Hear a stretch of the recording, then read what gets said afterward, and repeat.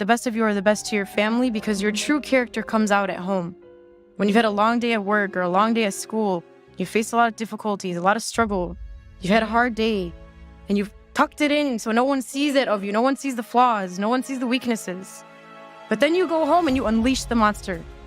You unleash the thing that's been building within you the entire day. And who do you unleash it to? The people that you should care about most. I know you're all here for Almost Today Man. I'm here for Almost Today Man too. But 15 minutes, inshallah, and we'll be done together. As was mentioned, I actually have been looking for the answer to this question for the past couple months. And it's that a lot of people on the outside look at you thinking that you're something. You know, you're a youth director, you're a pharmacy student. I'm sure many of you are MSA members, you lead things in your masjid, you're in Islamic organizations, you just graduated from college and now you're a doctor or you're an engineer or you're a teacher. You just grew a beard and now people are calling you sheikh. You just wore the hijab and people are calling you sheikha. And, you know, sometimes it's kind of hard to reconcile the fact that all of these people are looking at me thinking that I am something, attributing the status to me, you know, thinking in their mind that I am superhuman, or thinking in their mind that I'm angelic, or thinking that I'm better than them.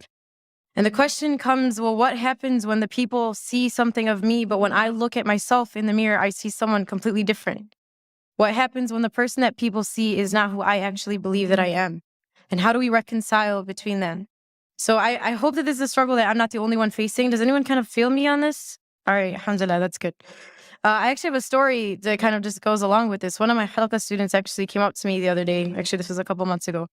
And she was like, so Shereen, like when you go home, like, do you just eat dates and drink Zamzam? And I was like, no, homegirl, I eat cereal in the morning and I eat burgers for lunch and I eat koshari for dinner. You know, I'm normal. You know, just because I'm at the masjid doesn't mean that I eat something different or I breathe a different type of oxygen than you do. And unfortunately, you know, when we work in these types of organizations or in our masjid, people start to look at you and think that you truly are not human, or that there's, you know, something superhuman about you. So that's kind of the thing that I want to address today is what do we do when we feel like the person in the mirror is different than the person that everyone else sees? So subhanAllah, you know, something that we have to do is first try to understand whether those people are two different people.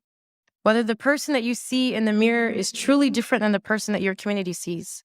Or whether you're just being too harsh on yourself and you truly are amazing. Or whether you're thinking of yourself too highly and you really should start to reconsider some of the things you've done. And so I kind of came up with a litmus test as to what you can ask yourself to try to understand whether those two people are really two people or if they're one. And the first question that you can ask yourself is, and I want you guys to think about this, if I were to go up to someone in your community whom you work with, or if I were to go up to someone, you know, on your shura in the MSA, or someone in your masjid that you work with, or someone that you've mentored in a halaqah, or someone that you work with at work, you know, your co-resident or whatever it may be, and I were to ask them, you know, tell me about Shereen. Like, what is Shereen like? What does Shereen, when you're with Shereen, how do you feel? When these people are with you, how do they feel when you're around them? And think of that answer. If I were to go up to someone at work or someone that you work with, what would they describe you as? Okay, think about that in your mind. Now, if I were to go and ask your sibling at home, or ask your mother, or ask your father, or ask your brother, what is Shereen like to you? How do you feel when Shereen is around you? How does Shereen make you feel?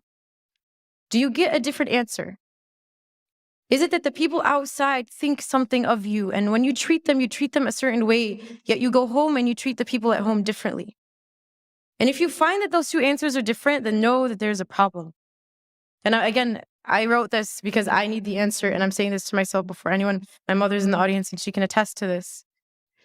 But I'm sure many of us can look within ourselves and say, you know what, those two answers are different. The person that I am on the outside is different than the one I am at home. The person that the community sees of me is different than the one that my mother sees of me. You know, and the Prophet ﷺ told us, he said, خَيْرُكُمْ خَيْرُكُمْ لِأَهْلِهِ وَأَنَا خَيْرُكُمْ لِأَهْلِي. He said that the best among you are the best to your family and I am the best to my family.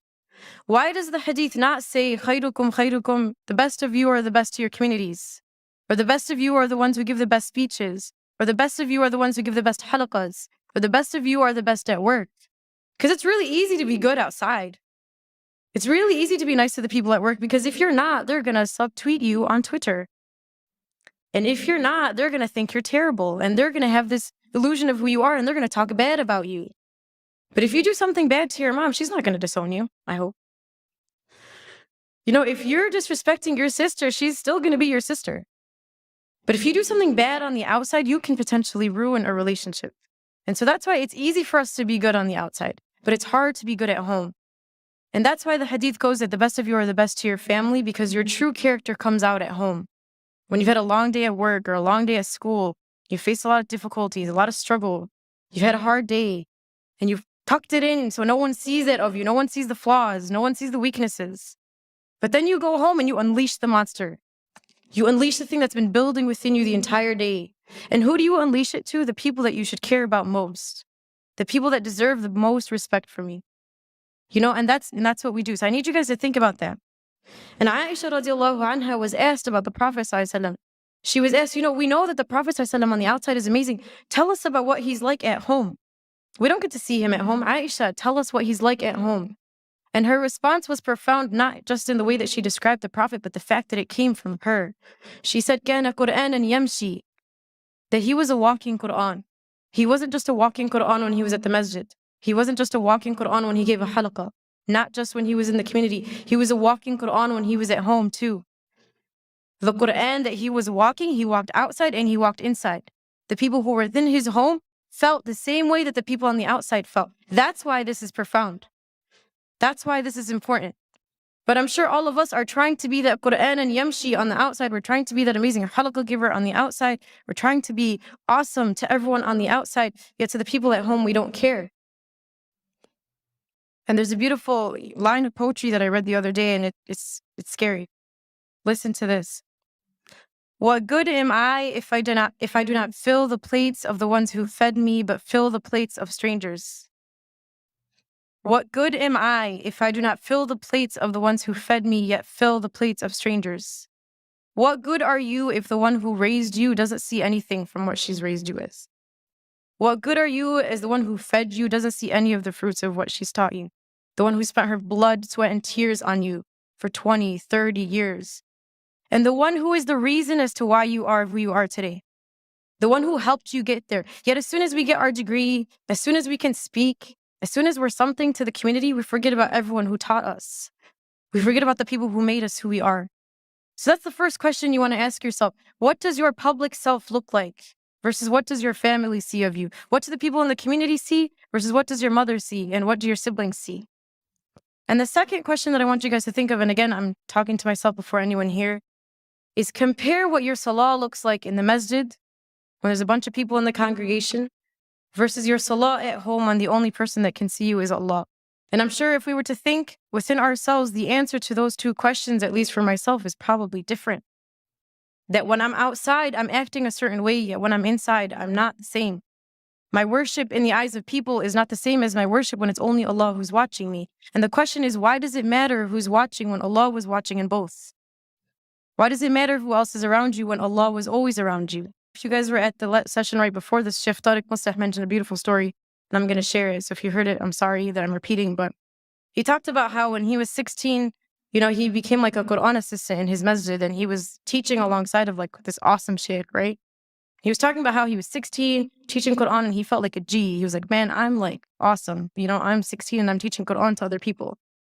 And so one day, I guess he went to the masjid early, like before Fajr or something, and he went and he found that his sheikh's car was parked outside the masjid, but all the lights were closed. So he was like, okay, that's kind of weird. And he mentioned that, he had to go make wudu. So he walks into the bathroom only to find that his scholar, his teacher, one who was taught by many righteous, amazing scholars before him, was on his knees cleaning the toilet of the masjid. And so Sheikh Tariq Mustah goes to him and he's like, Sheikh, like, what are you doing? You're an amazing sheikh. You learned with this person and you learned with that. And your status is this. Like, how are you on your knees cleaning the masjid? And his response was profound. He says, this is the work that the one who sees always sees. This is the work that when no one else saw you, Allah saw it.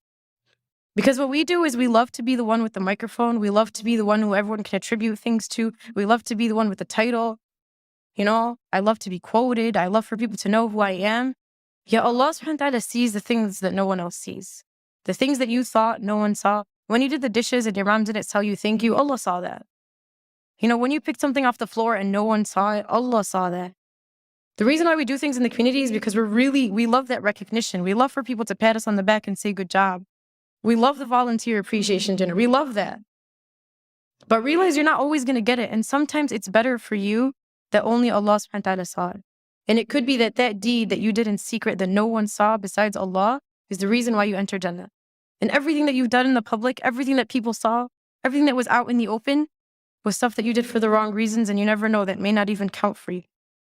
So this is kind of our thought process in understanding whether or not we have this problem. Now, once you find out you have the problem, what do I do? What's the solution? So a couple things I was thinking about is if you feel like people are holding you up to this standard, you are this and this and this, and you have this title and this title and this title, and you're amazing. Challenge yourself to live up to that standard that people are holding you to.